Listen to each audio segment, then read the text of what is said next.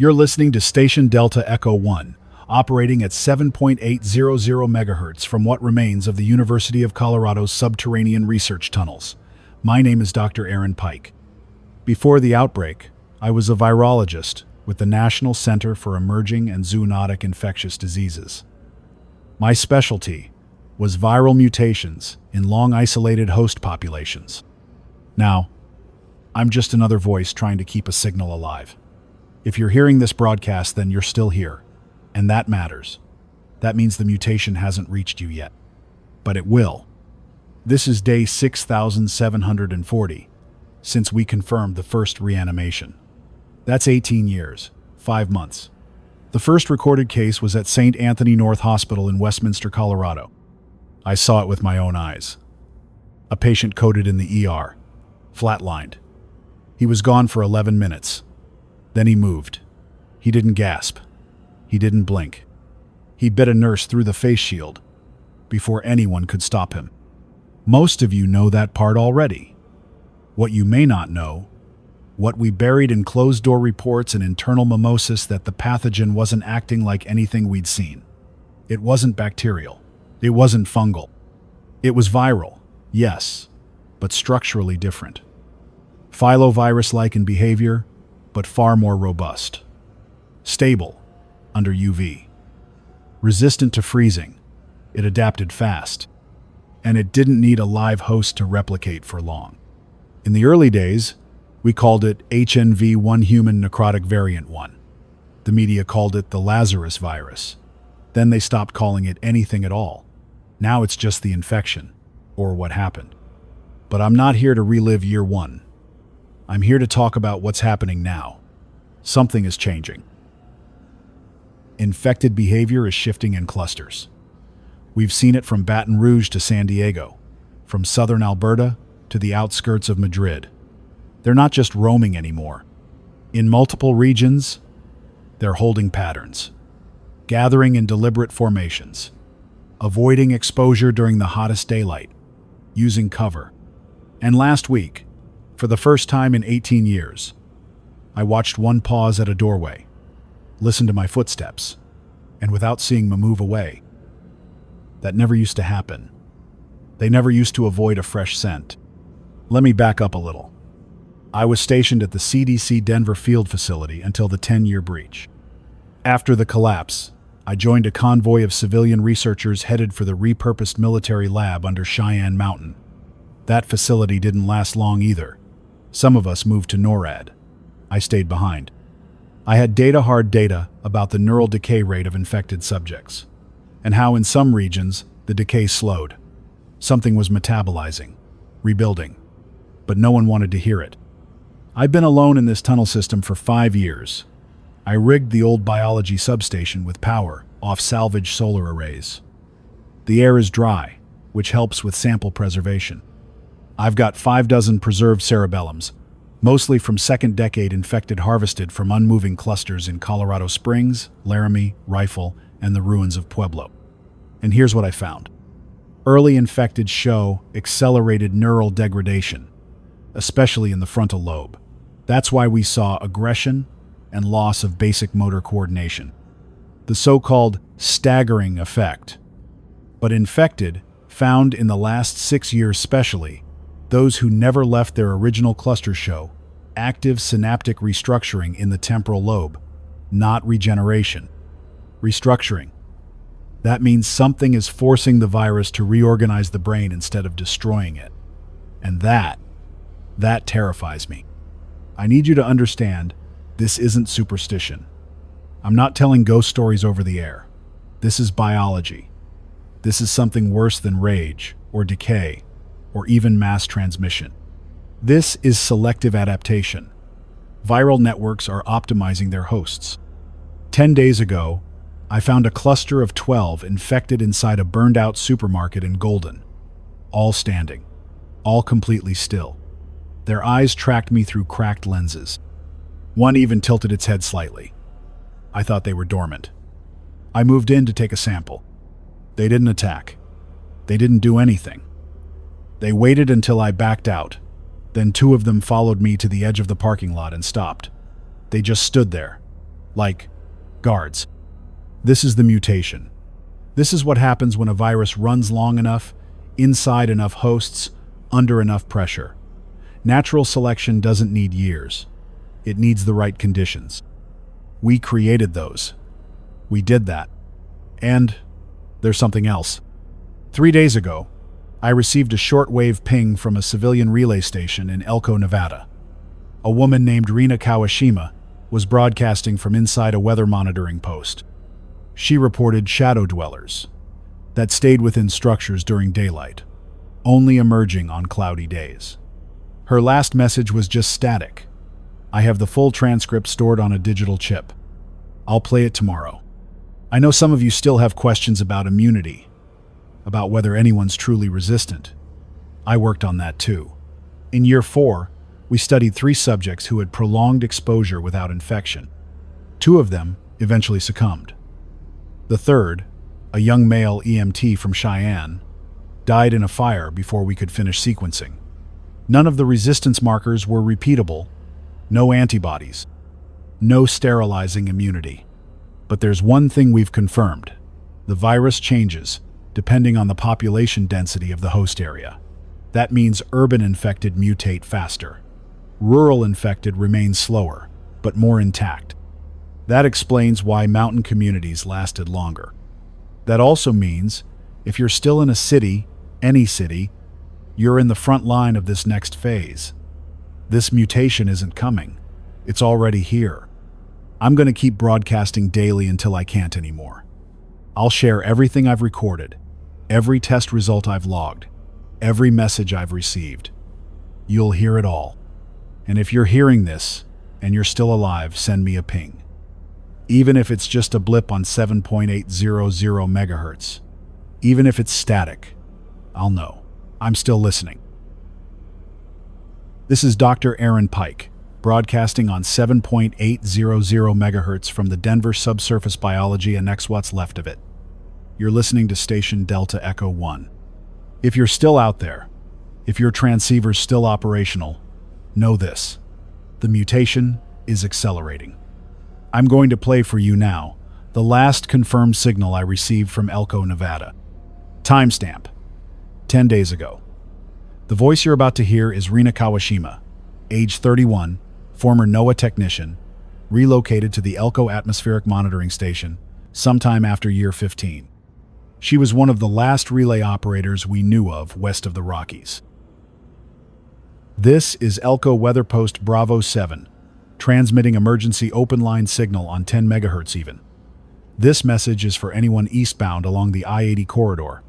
Avoid the basin. Repeat. Avoid the basin.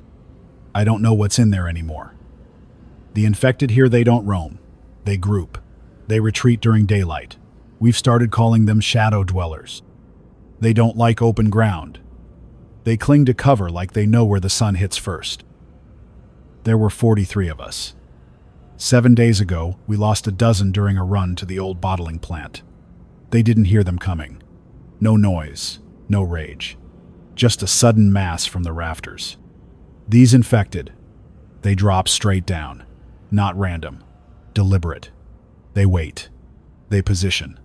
I saw one perched on the remains of a freezer unit, watching the doorframe. When someone stepped in, it didn't charge, it fell. Dead weight, and still faster than anything I remember. If anyone receives this, I'm not trying to scare you, but we're seeing coordinated hold patterns. Infected avoiding ultraviolet, communicating with motion. They're starting to stack debris near the collapsed rail trestle like they're making barriers. We've seen infected mimic patrol routes, like they're learning our paths, learning us. That was the last I heard from her. A brief return ping registered 4 hours later, but no voice. Just a 9-second carrier tone, then nothing. If anyone from the Elko Basin region can confirm conditions or has recovered Rina's gear, or logs, please send signal confirmation. Even raw static patterns could help isolate environmental factors influencing mutation behavior. I want to explain something critical, because this isn't just about isolated clusters anymore. The mutation isn't uniform. It's not spreading like a wave. It's appearing in pockets, in pressure points, places where the infected haven't been purged, where ambient population remained high. That includes former cities like Sacramento, Tucson, Jacksonville, Milwaukee, and parts of Munich, Warsaw, and Manila. I've logged over 72 separate incidents in my archive over the past year each, describing coordinated infected behavior. The assumption in year 2 was that necrotic agents would eventually break down. The first-gen infected did rot. They failed to maintain muscular cohesion after 18 months.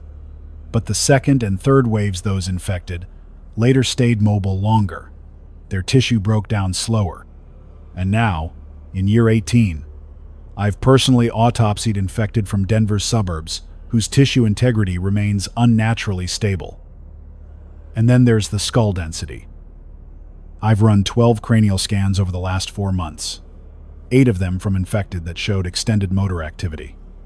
I used a salvaged portable X-ray unit from the old university lab. Results show ossification of the frontal cranial plates far beyond human norms. We're talking density consistent with 4 times the bone strength of healthy adult tissue. This isn't decomposition. This is restructuring. Defensive evolutionary traits. It's as if the virus is optimizing hosts to last. And the most disturbing discovery? The brain mass isn't shrinking anymore. It's reorganizing.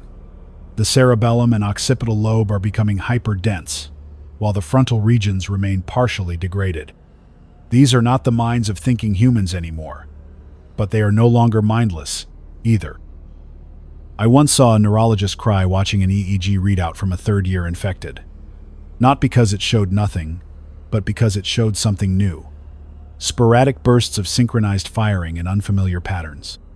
A brain doing something, but not something we understood. This is the final mutation. Not because it's the last one the virus will ever make, but because it's the one that breaks the original model, the one that doesn't need us anymore. The infected are no longer bound by what we knew. They're no longer repeating the same blind violence. They are adapting. We have unconfirmed footage via encrypted radio packet, from what remains of the South Atlantic salvage fleet. If the packet is real, it shows infected aboard a grounded vessel in Port Elizabeth, South Africa. One is seen making repeated gestures toward a reflective surface, observing, mimicking itself. Not an instinctive attack, not food-seeking behavior, but a ritual, a pattern. We once believed cognition was the line, that if we could prove the infected lacked higher thought, we'd know there was no coming back, no consciousness, no ethical dilemma, no chance of recovery. But if the virus found a new method of cognition that doesn't mirror ours, it might not matter what we want. And yet, we're still here. You're still here. You're listening. Somewhere in the world, there's a survivor hunched over a transceiver, adjusting gain, checking battery, hoping someone else is doing the same. Maybe you're in an old comms van in Saskatchewan. Maybe you're in a refitted ranger cabin in Idaho. Or maybe you're underground like me, making your own power, charting noise floors and radiation drift. Wherever you are, if you see infected behaving in patterns, record it. Use physical media if possible. Flash storage is unreliable without clean voltage. I use magnetic tape and notebooks. If you're not equipped to observe, then move. Relocate. Because if you see the pattern, it's already watching you back. Tomorrow, I'll go over the Utah containment breach and the message hidden in a shortwave burst out of Ogden that repeated a series of coordinates and a 3-digit number I haven't been able to decode yet. I'll also try to broadcast a declassified field report from Camp Northwind, dated year 14. It was recovered from a downed aerial drone near the Canadian border. If its contents are true, then this mutation started earlier than we believed. For now, I'll sign off. Short transmission window, tonight cloud cover's too thin, and the solar rig is running on stored bleed. As promised, tonight I'm going to go over the Camp Northwind incident. If you've never heard of it, you're not alone. It wasn't public knowledge. Northwind was a black site military observation post on the edge of the Alberta border, not far from Glacier National Park. It was listed as a secondary drone control node. In truth, it was an autonomous data collection outpost, tracking high-latitude viral behavior in rural populations. I didn't know it existed until one of their airborne surveillance drones failed and crash-landed just across the Montana line. That drone carried a low-fidelity solid-state recorder standard protocol for temporary data backup. It was retrieved by a scavenging team in year 16 and handed off to a geologist out of Billings, who decrypted part of it and then relayed the rest to me in pieces. Took months, but I have it now. This is a partial transcript of what was stored in the drone's internal logs, recorded on the night of February 20, year 14. Camp Northwind's lead operator was a former Navy signals officer named Lieutenant Taylor Voss. This is her voice, recorded in a personal field memo and never meant to be broadcast. Northwind Report Day 1:109. Weather -20, 2 Fahrenheit. Visual low. Solar gain 3%. Thermal scans of Sector 4. B. Confirmed contact. 12 infected. All stationary. No breach. But something's changed. They're stacking objects again. Not for shelter, not for fire. Just patterns. Rock, snow, ash, cloth. Always in spirals or rings. Each structure is different, but consistent within the group. Every group we've logged for the past 6 months does the same thing after sunset. I've stopped calling it behavioral decay. This isn't collapse. It's transition. These aren't random discharges from damaged brains. They're executing ritualized movements, coordinated, like memory, but not memory as we know it. If anyone receives this later, don't assume silence is safety. The quiet infected are worse. They wait. They allow proximity. They follow only after you pass, like they're measuring something. That was the final log entry. No further recordings were recovered. The drone remained in autonomous pattern mode for 4 more days before signal loss. Northwind itself was believed compromised 2 days later. A static field distress pulse was registered over Red Eagle Mountain, but wasn't intercepted in time. Now, I want to talk about the 3-digit code from Ogden. It came in 3 nights ago during an atmospheric skip bounce.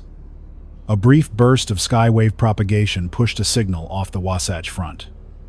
The message repeated 12 times over 22 seconds. 3 coordinates, 1 code.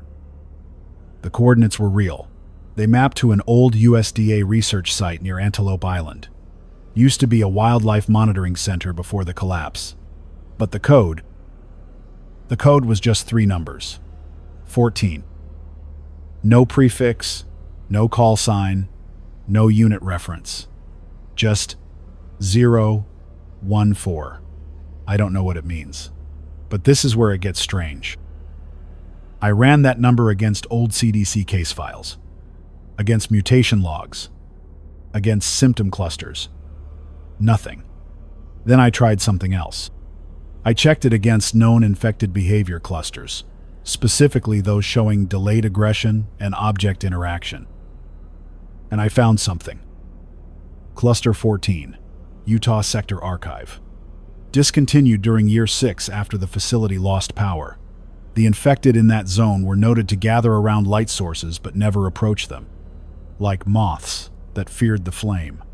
One log mentioned that every infected seen near that facility tilted its head the exact same way left tilt, 10 degrees, as if listening for a tone. Not reacting to movement, not scent, a tone. I don't have proof, not yet. But if the Ogden signal originated near Antelope Island and referenced 14, and if that signal came from an infected or from someone tracking them, then this may be our first recorded example of mutation-specific communication across regional zones. Which would mean the mutation isn't just a biological evolution. It's a networked one. Viral intelligence structured across hosts. A kind of decentralized awareness. That's what scares me the most. because it means the virus isn't just surviving us. It's outgrowing us. If we've been the dominant force on Earth, we've now given rise to something that adapts faster, spreads farther, and no longer needs us as individuals only as resources.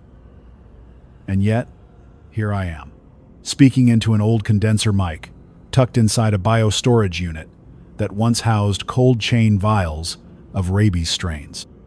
I've got 6 notebooks, 2 working solar rigs, 1 backup transmitter, and a dog-eared printed map of the Mountain West. And I won't stop transmitting. Because if we abandon the airwaves, we abandon the last thing that proves we were still trying.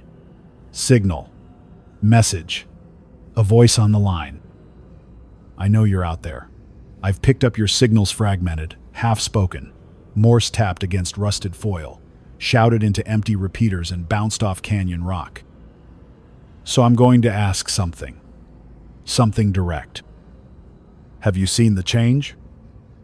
Have you seen infected that wait instead of rush? That gather and watch? That mimic? That pause? If you have, report it. However you can. You don't need words. Send static in 3s. Pulse the transmitter with no modulation. Send rhythm, pattern, anything. Because if this really is the final mutation, we may not get a second chance to document it. Tomorrow I'll try to relay a field report from the Kansas burn zone. A survivor's journal was recovered near an abandoned National Guard checkpoint outside Salina. Pages are burned, but some survived.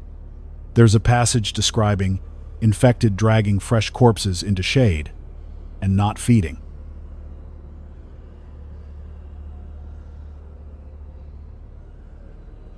This is Dr. Aaron Pike, transmitting once more from Delta Echo 1, buried under what remains of the University of Colorado Biology Annex, 7.800 megahertz. If you're listening, this is not a story. This is not entertainment. It's real. It's still happening. Tonight's broadcast is focused on what we used to call burn zones regions, deliberately set ablaze by emergency response teams during the first 5 years of the outbreak. The goal was containment by fire. Eliminate infected clusters. Deny fuel. Deny spread. But in some of those places, especially the ones burned repeatedly, the virus didn't disappear. It changed. I received a journal from Salina, Kansas, recovered by a man named Dominic Walsh, a former fire battalion captain turned forager. He found it wedged under a cot inside an abandoned National Guard checkpoint west of town Checkpoint 6, outside the old Kenwood neighborhood. He brought it to a relay team based in Hayes, and they passed it along to a network runner named Carmen Deitch, who got it to me by hand 2 months ago. It's real, water damaged, charred at the corners, but still legible. It belonged to a guardsman, Sergeant R. Lane. No first name given. Her entries cover 24 days before the checkpoint went dark. I'll read 2 now. Day 9. Heat index 112. Smoke from the western fields still hanging low. One of the infected crossed the east wire this morning. Alone. Looked. Wrong. Skin fused. Pale from burn scarring. But eyes were clear. Too clear. No movement. Until we called out. Then it turned and waited. Didn't rush. Just stood in the open. We debated putting it down. But I got the feeling we were the ones being observed. Day 10. We burned it last night. Protocol. But this morning another came. Different posture. Same behavior. Looked at the burned patch. Touched the ash. Then retreated. This one retreated. I asked command for guidance. No reply yet. We've started calling them the smolders. Back to me. The rest of the entries follow the same theme. Infected walking into burn fields. Not through them to them. Standing still. Observing. A few forming loose half-circles near burned trees. Others arranging charred branches into crude shapes. None attacking unless provoked. Lane's last entry simply reads, Day 24. I don't think they're following heat. I think they remember it. The idea that infected might retain sensory memory has been debated for years. The problem is, it requires stable neural pathways. But if the virus is now promoting specific regional retention, if infected from burn zones exhibit different behavioral signatures than those from frost zones or urban decay zones, then we're no longer looking at a single virus. We're looking at a distributed evolutionary complex. That means infected aren't just mutating randomly. They're adapting to conditions, adapting to us, our tools, our containment, our weaknesses. That's why the mutation differs by region. It explains the quiet ones in Nevada, the watchers in Montana, the lurkers under Denver, and now, the smolders in Kansas. I've started charting these patterns manually. I'll call them behavior signatures. So far, I've confirmed 7. Type 1, runners. High aggression, frontal lobe atrophy. Most common in year 1, rare now. Type 2, swarmers. Move in large, disorganized clusters. Common in dense urban remains. Type 3, perchers. Infected that remain in high positions. Attack vertically. Nevada signature. Type 4, watchers. Display recognition behaviors. Maintain distance. Reported in mountain regions. Type 5, lurkers. Remain silent in dark structures. Only move when approached. Seen in tunnels. Type 6, smolders. Found in fire zones. Reduced aggression. Observational behavior. Kansas, Oklahoma. Type 7, mimics. Rare. Reported only twice. Infected that reproduce small, repetitive human actions, such as kneeling, tapping, or vocal humming. If any of this sounds familiar, if you've seen these, behavior slog them. Note the weather, temperature, wind, light, terrain. I need every variable. Because behavior isn't the virus mutating. It's the virus learning. And that brings me to the electromagnetic anomalies. I've been tracking frequency disruptions along shortwave bands for the past 7 months. Random bursts of interference, some in frequency dead zones. I've built a waterfall display using salvaged diagnostic hardware, and what I've found disturbs me. These bursts occur in regions with high mutated infected activity. They're not random static. They follow low-frequency pulse patterns, subaudible, in the 20 to 40 Hz range. That's infrasound, the kind used in animal communication. Elephants, whales, and now, maybe infected? I don't have a way to confirm it yet, but I've heard things down here. In the deep tunnels, low resonance, the kind that makes your chest feel tight, not mechanical, not echo, like a hum beneath hearing, but inside your bones. If infected, have begun to use low-frequency communication deliberate, or no-tit, might explain how behavior shifts occur across distances. If they're networked through bioacoustics, we may be dealing with a post-human biological web. And if that's true, we've misunderstood everything from the start. Tomorrow, I'll go over the suspected mimic report from outside Boise. It was transmitted from an emergency shelter that hasn't been active in over 4 years. The log mentions something seen through a window in infected that tapped a rhythm on the glass, then waited, then tapped again in a different order. It wasn't just repetition, it was variation. Before I sign off tonight, one more note from Sergeant Lane's journal. Some of us burn to remember. Some of them burn and don't forget. I think about that line a lot. Because we assumed they were empty, that the virus hollowed them out. But what if it just made room for something else? This is Dr. Aaron Pike. I'll keep this signal alive until the end. Whether that's a failure of power or a failure of hope, I'll let the airwaves decide. Tonight's report focuses on what may be the most disturbing behavioral pattern to date, something I've only heard confirmed once before. Mimicry. Not just imitation, but deliberate alteration of behavior, in response to environmental cues. Not reflex, not memory, something else. I received this report 3 weeks ago, through a shortwave message packet relayed from the Southern Idaho Signal Net, via a man named Ezra Toland. Toland is a former volunteer coordinator at the Eagle Ridge Emergency Shelter just west of Boise. The shelter was officially abandoned in year 13, following a secondary breach and loss of containment. According to Ezra, he returned this past winter to recover some of the old generator core sand. That's when he witnessed the mimic. The following is from his voice file, transcribed word for word. I parked on the east side of the shelter, same access route we always used, through the lower service doors. It was quiet. No prints, no drag marks. I figured the infected had moved on. When I stepped inside, the air was dead still stale. No rot, no heat signatures. I took my time, reached the equipment room, loaded what I could. Then on the way out, I passed the north corridor, where the kids' bunk room used to be. I stopped. I don't know why, just instinct. Something felt off, and that's when I heard it. 3 taps. On the window. Soft, evenly spaced, then silence. I froze, counted to 10. It tapped again. 2 taps this time. Pause, then 4. Not random, patterned, like it was. Thinking. I inched closer, stayed in shadow. The figure standing on the other side wasn't moving, just staring.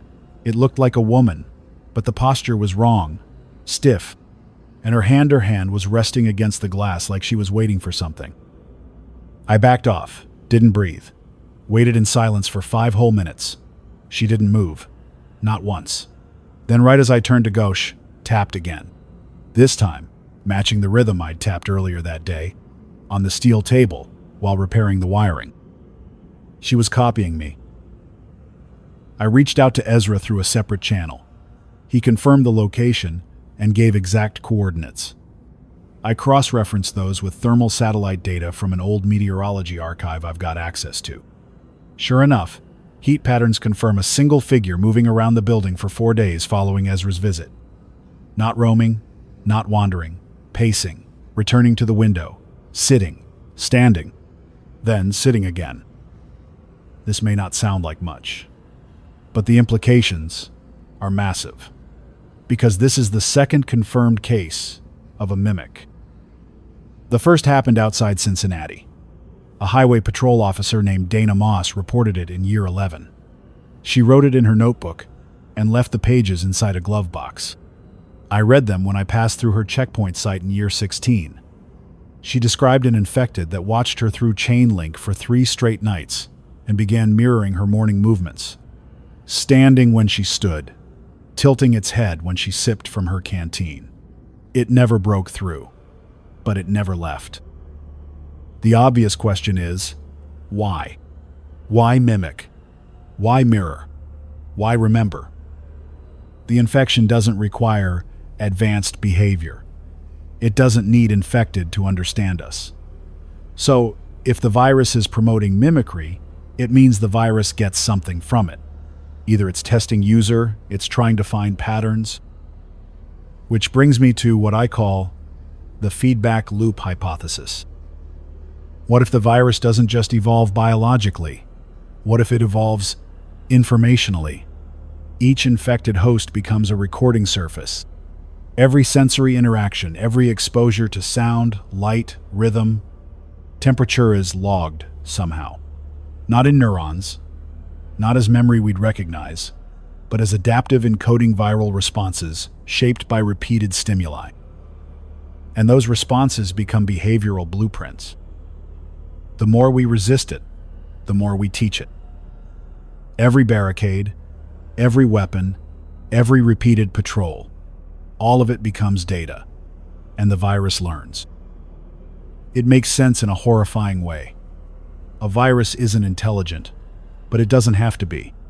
If it creates enough hosts with variant behavior, and those variants survive longer in certain environments, then behavior becomes a form of mutation.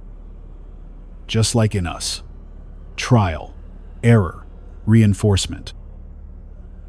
We called them monsters, but maybe we're the test case. I've started isolating and charting rhythmic patterns captured in recorded mimic events.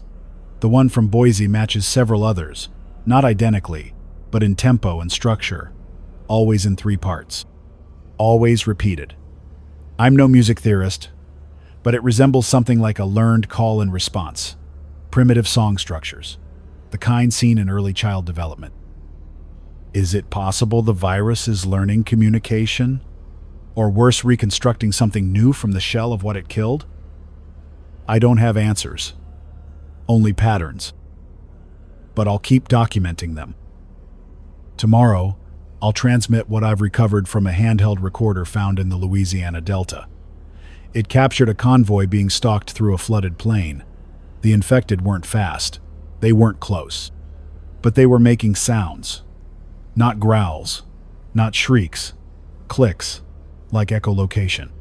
3 survivors described the same exact clicking noise coming from different directions. Sown even reported seeing an infected slap its tongue against the roof of its mouth before adjusting course in pitch black. The virus may be creating tools, not metal, not technology, but biological ones. Systems for navigation, coordination, relay. Think about that before you move camp. Think about what you repeat, what you teach the dark. Tonight's report comes from the Louisiana Delta. What remains of it? Flooded terrain, dense canopies, and decayed infrastructure stretching from Lake Maurepas down through the marshes north of Port Sulphur. I received a field recorder last month damaged, waterlogged, but functional enough to recover audio from one of its microcassettes. It was found strapped to the chest strap of a collapsed figure at the edge of a fishing pier. The name stenciled on the jacket, W. St. Jacques, no rank, no affiliation. The audio spans 28 minutes. Most of it is movement water, breathing, fabric noise. But at the 9-minute mark, it begins. A sound unlike anything I've logged from an infected cluster before. And it happened in near total darkness. That noise. It isn't random, and it isn't mechanical. I ran it through 3 different filters. What you're hearing is organic, shaped pulses of sound, consistent rhythm, roughly 42 to 55 decibels at the source, spaced between 1 and 3 seconds apart, and it was answered. 16 minutes in, there's a second series of clicks shorter, slightly different in pitch. Not a direct mirror, an adjustment, like sonar, like echolocation. 3 separate times in the audio, the clicks intensify when the recorder moves. The source of the sound closes distance when the subject shifts direction, and slows when he stops. That's not wandering. That's tracking. I've seen it in predator species. Bats, dolphins. But here, in human hosts, no precedent, no mechanism. The virus must be restructuring neural and vocal tissue to achieve this. Repurposing muscular control of the jaw and tongue into something primitive, but highly effective. The last few seconds of the recording are pure breathing. Then, a sharp intake. A single footstep, and the recorder cuts. I've labeled this new signature behavior as Type 8, clickers. I know the name risks confusion with old media, but it fits. This is echolocation in its most primal form, a means of reading the environment through sound. The mutation has moved past vision, past smell. It's probing space with noise. Now think about what that means. Think about how it changes everything we assumed. Darkness used to be our ally. Night gave us cover. But now, if the infected have learned to map environments with tongue-click patterns, then silence becomes our only defense. Sound becomes betrayal. Let me explain what this means in biological terms. When a virus mutates host structure, it does so under constraint. Most mutations are errors failures.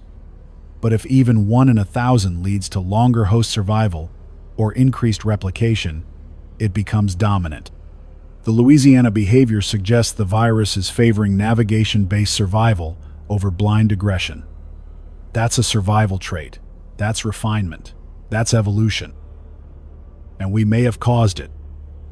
I dug into old files from year 5. The CDC conducted multiple noise-based deterrent experiments in Louisiana and Georgia low-frequency pulses designed to scatter infected. It worked at first. But those pulses became a constant part of the environment, a learned cue. And now, it seems, the virus has flipped the script-turned deterrence into tools.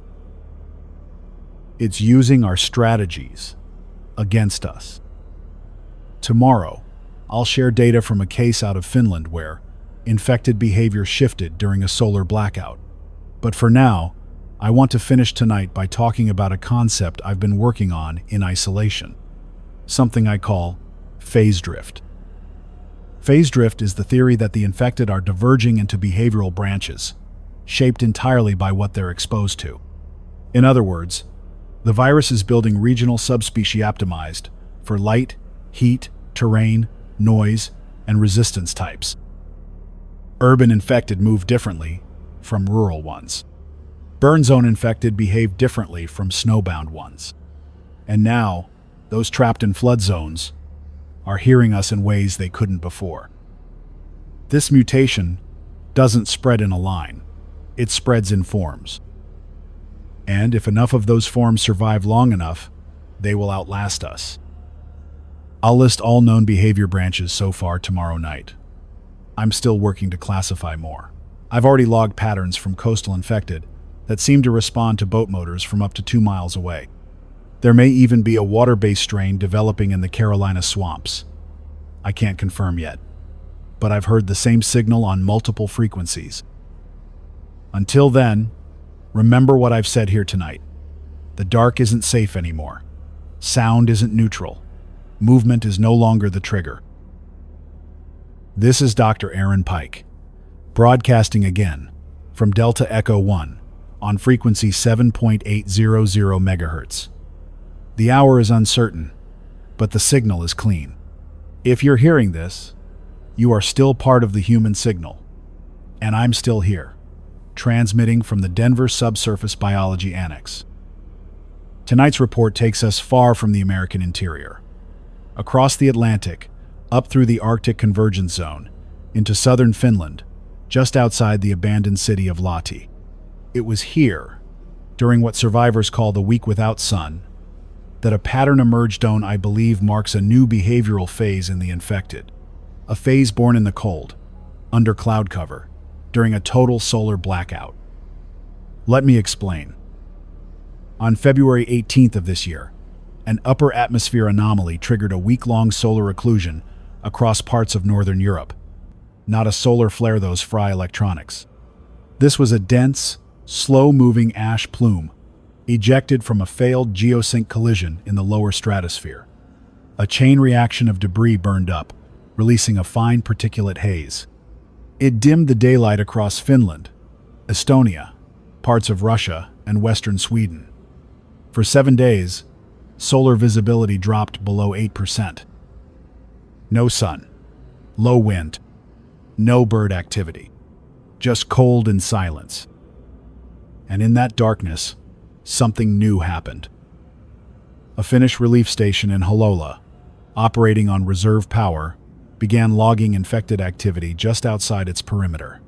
Nothing unusual at first: shuffling, grouping, stationary gathering. Then on day 3 of the blackout, movement patterns changed. Infected began standing still for hours, then slowly shifting formation. Not swarming positioning, no vocalizations, no aggression. They moved like chess pieces, rotating in measured arcs, forming rough ovals and half rings. This wasn't coincidence. The station's observer, a botanist named Marit Kallio, sketched the formations. I've seen her pages, spidery lines and dots, each position logged by hand. She used terms like flank, opposite anchor, and spindle center. She wrote, "They're forming constellations, as if the sky isn't giving them guidance, so they build it beneath their feet." Think about that. Without light, without solar cues, the infected formed symbols, not randomly, with deliberation. Why? There are three possible theories. 1. The infected were responding to electromagnetic shifts caused by the ash particles navigating using something akin to magnetoreception. That's been observed in birds, but never in humans, until now. 2. They were imitating something they used to know. Star maps, celestial order, human-made constellations, a viral echo of long-dead cognition. 3. They were communicating. Each position acting as part of a larger structure, something we can't decode, because we weren't meant to. Kallio's last log was transmitted on day 6 of the blackout. I'll read her words now. They stopped moving. They're all facing the same direction now, north-northeast. The sky lightened this morning, but they didn't react. No growls, no noise. One of them raised. Both arm-shelled them there for 90 seconds. Then it lowered them. The others shifted their heads in unison, as if to see what it had seen. I'm not going to record anything else. I don't want it to know I'm still watching. That was the last transmission from Halola. Since then, satellite passes confirm the station is overrun. All attempts to re-establish contact failed, and the infected formations seen in the snow have since vanished scattered after the light returned. This event, combined with what we've documented in Boise and Louisiana, leads me to believe that the final mutation is not just biological, it's situational, conditional, a reactive network intelligence that expresses itself through different behaviors, depending on environment and group density. And the absence of light solar input triggers something like ritualistic alignment. I'm calling this new behavior pattern Type 9, aligners. Infected that respond to solar absence by forming static geometric groupings, possibly as an orientation mechanism, possibly more. I can't believe I'm saying this out loud. But the drawings, they don't look random. They look intentional. And more than that, they look familiar. I compared Kallio's sketches to early Bronze Age stone configurations found in northern Scandinavia. Some are identical, particularly a series of marks matching the Sulfiel rings. Those were ceremonial alignments used by pre-Christian cultures to track the movement of seasonal light. So now I ask, what part of the brain remembers symbols never personally learned? What part of the virus recreates ancient ritual? If the infected are capable of spatial memory, and the virus has become a cross-host network, then perhaps this isn't evolution in the traditional sense. Perhaps it's inheritance. Tomorrow, I'll be reviewing several intercepted amateur broadcasts from the Balkans. Survivors near the Croatian coast are reporting visual hallucinations around infected groups.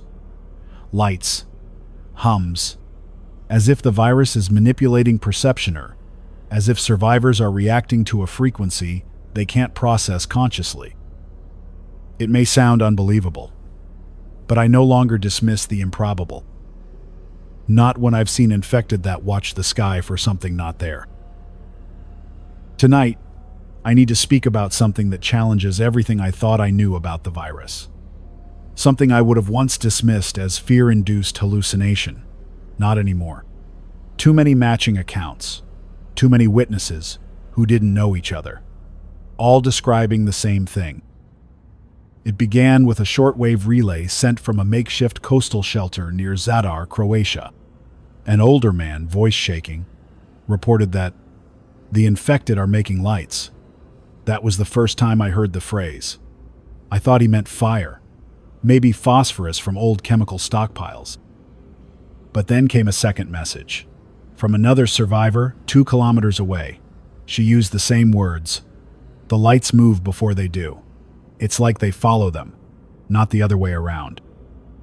And then a third, this time from a child barely audible. We saw them under the rocks, and when we looked again, they were gone. But the lights were still there, like stars underwater. I spent a week trying to rationalize it. Reflection, bioluminescent algae, post-trauma visual distortion. But then a relay operator out of Bari, Italy someone I trust sent me a captured still image from a high-range thermal monocular, dated, watermarked, and backed with compass data. The photo shows 3 infected walking across a tidal flat during moonrise. Their bodies register cold. No surprise there. But above their heads, floating 3 to 4 feet in the air, heat anomalies. Small, round, moving independently. Not drones, not flares, not heat signatures cast from elsewhere. Something else. I've gone back over every incident in my archive involving infected near water, lakes, rivers, oceans. A pattern began to emerge as slow, like a tide. Survivors in coastal zones often report disorientation, temporary vision distortion, feelings of being watched from the periphery, a low ringing in the ears, headaches, then briefly light. It's been described in many ways. Glowing fog, flickers in the corner of your eye, ghost stars, swimming lights that don't belong. I used to think it was fear, stress, grief playing tricks on survivors. But when a pattern repeats this often, it becomes data. The working theory is this. The virus, when adapted to humid, coastal environments, begins producing a bioelectrical response in hosts. Not true light, not chemical bioluminescence, but something that looks like light to us.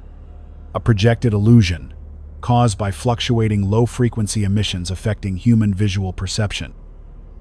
Put more simply, the virus in coastal hosts emits electromagnetic interference that makes us see things that aren't really there.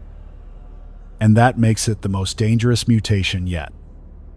Because if it can distort what we see, then it can control how we react. Imagine you're traveling across the coast at low tide. You see what you think is another survivor's lantern flickering in the rocks.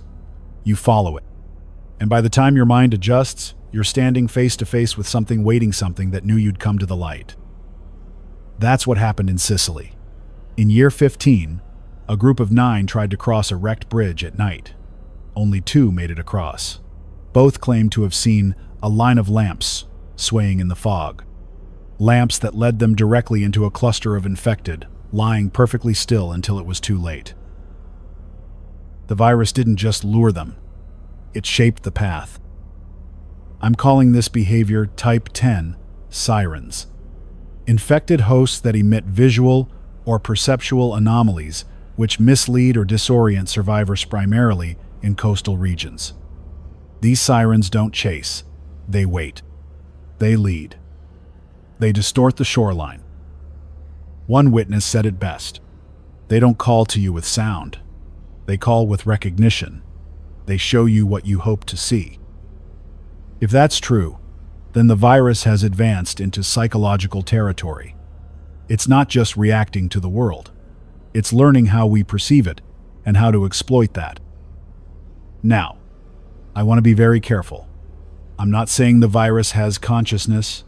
There's no will here, no mastermind, just pressure, feedback, adaptation. But if a thing can adapt to your mind, and not just your body, it becomes indistinguishable from intent. That's why I'm issuing a warning now to anyone traveling near coasts. Do not trust your eyes in low light. Do not follow lights without confirmation. Do not assume direction equals safety. Avoid tidal flats at night, and never move toward isolated motion. One final note tonight, something personal. Before the fall, I used to fish off the pier in Dillon Reservoir. Quiet place, still water. I remember once casting out just before sunrise and seeing what looked like 3 lights move across the water. I thought they were reflections from an airplane overhead. Now I wonder, were we seeing the beginning? Even then? Was this virus always reaching, long before we understood what it wanted? Maybe we never had a chance. Maybe we taught it to see us by running. And now, it knows how to appear when we stop. This is Dr. Aaron Pike, transmitting once again from Delta Echo 1 on 7.800 MHz. I'm still here, still logging the patterns, still cataloging the behaviors that nobody else wanted to name. If you're listening now, know this. The most dangerous infected aren't the ones that chase you. It's the ones that wait. Tonight's report is about a phenomenon I once thought was impossible. Dormancy. Not physical collapse, not environmental freeze, but a kind of induced metabolic silence, infected that don't rot, don't decay, don't move, don't die. They just stope, and then, months or even years later, they wake. I've started calling them deep sleepers, but that's too gentle a name, because what they do isn't rest, it's calculation. The first report came out of Butte, Montana. Year 12. An old maintenance crew returned to check a water treatment plant built into the hillside. No active power, no breaches, just rust, dust, and silence. They spent 37 minutes inside, heard nothing, saw nothing. Then, as they approached a side corridor that had been caved in for years, a figure stepped out of the shadows behind them. No sound, no preamble, no warning. They fired, neutralized. But when they examined the body, something was wrong. The infected was fully intact. No bloating, no trauma. The eyes were dry, but preserved. The skin was waxy desiccated, but flexible. According to the team medic, it looked like it had been preserved underground for years. But it wasn't dead. Not until they put it down. That infected had been asleep. I began searching through my records for similar cases. I found more than I expected. Year 10. A warehouse outside Amarillo. 7 infected seated against the far wall, back straight, arms folded across their laps. No movement, no rot, eyes open. A scavenger tripped on loose pipe, and they all moved at once. Year 16. A basement bunker in Leipzig. 3 infected tucked under tarp-covered machinery. All were missing left shoes. Local survivors theorized they hadn't moved since the breach 6 years prior. Year 17. Siberian logging camp. A crew discovered 6 figures encased in shallow ice. Not frozen solid. Encased. They thawed. And they moved. If this was random, we could call it anomaly. But I think it's deliberate. I think the virus is developing hibernation behavior. From a biological standpoint, this makes sense. Certain animal species enter torpor in hostile climates. Bears, bats, amphibians. Even some bird species can reduce core temperature, metabolism, and neural activity. If the virus has figured out how to trigger a similar process in its host, it could survive indefinitely. No food, no light, no movement. Just stillness, until something crosses the threshold. And there's more. A message came in last month from a signal runner working through the tunnels beneath Seattle. He found an old rail car turned into a field lab. Inside, a single infected lying on a table, restrained, hooked to dead monitoring equipment. A logbook nearby showed it had been studied by a team 6 years ago. Labeled Subject 4E. Notes claimed it hadn't moved in 122 hours, just under 3 months. But when the runner entered, the infected turned its head, just once, and then closed its eyes. Sleep behavior. Planned sleep. That confirms the worst-case scenario. The virus can pause, can simulate stillness, can feign death. That means nowhere is truly safe. Not long-term. Not unless the structure has been completely cleared, purified, and monitored continuously. I've identified 8 reliable indicators of potential deep sleeper presence. Undisturbed dust on surfaces, except in precise footprints. Eye contact without full motor response. Repetitive low-noise hums in closed spaces. Possible self-regulation behavior. Consistent humidity with no fungal growth. lack of carrion scavengers in areas with known corpses. Oxygen draw measurable on sensitive equipment, even when movement is zero. Objects placed neatly around a host body, suggesting non-random placement before dormancy. Sudden synchronized movement among multiple dead bodies after extended silence. If you notice 2 or more of these signs, do not approach. Do not assume anything in a slumped position is truly gone. Wait, throw debris, observe for reaction. Never trust stillness. The deep sleepers represent the virus's most terrifying innovation. Not because they're faster, not because they're stronger, but because they're strategic. They weaponize time. We always thought, infected decayed too fast to last long. We counted on it. Now we can't. This virus is building a long game. Not just adaptation over days, but positioning over decades. It doesn't need to move every second. It only needs to still be there when you forget it might be. I believe we're now living through the virus's final consolidation phase. Wherever it can't overwhelm us, it embeds. It waits.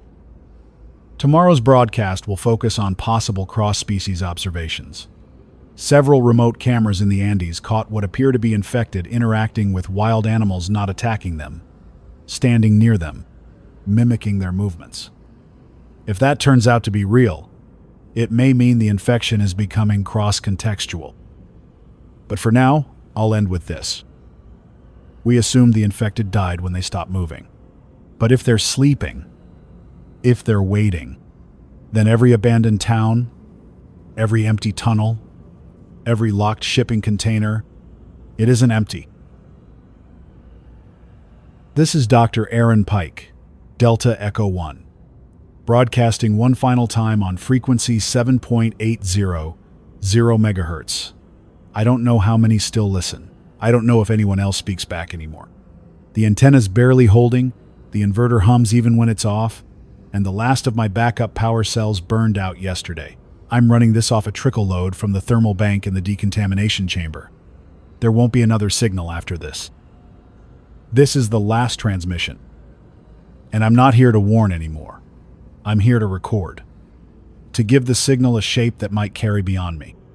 If someone finds this broadcast tomorrow, next year, 10 years from now then, let it be known. We saw it happen. We named it. We didn't look away. The final mutation is not something that will arrive. It's something that's already here. Not everywhere. Not yet. But in pockets. In regions. In fragments of behavior and movement and silence that make no biological sense until you see the whole shape. The virus no longer seeks the body. It seeks the world. You've heard me describe the changes mimics, sirens, aligners, sleepers. You've heard the stories.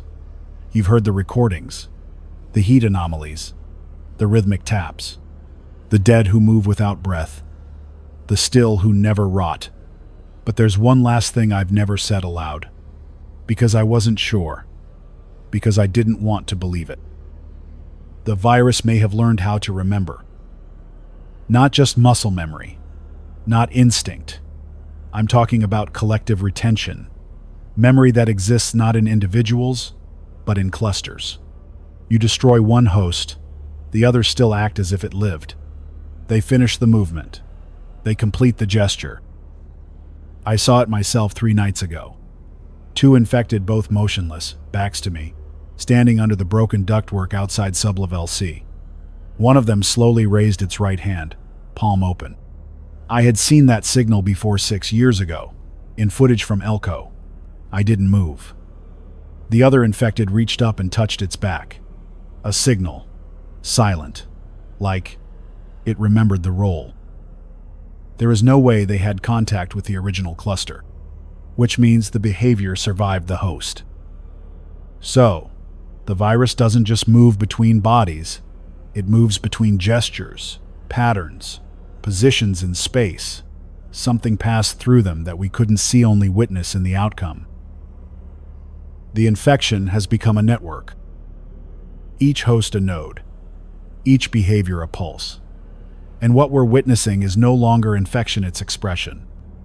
The virus is using us to map meaning, to test perception, to create something that responds to the world like a language we never meant to teach. I believe it's on the verge of full behavioral synthesis. Not intelligence, not self-awareness, but an echo of it.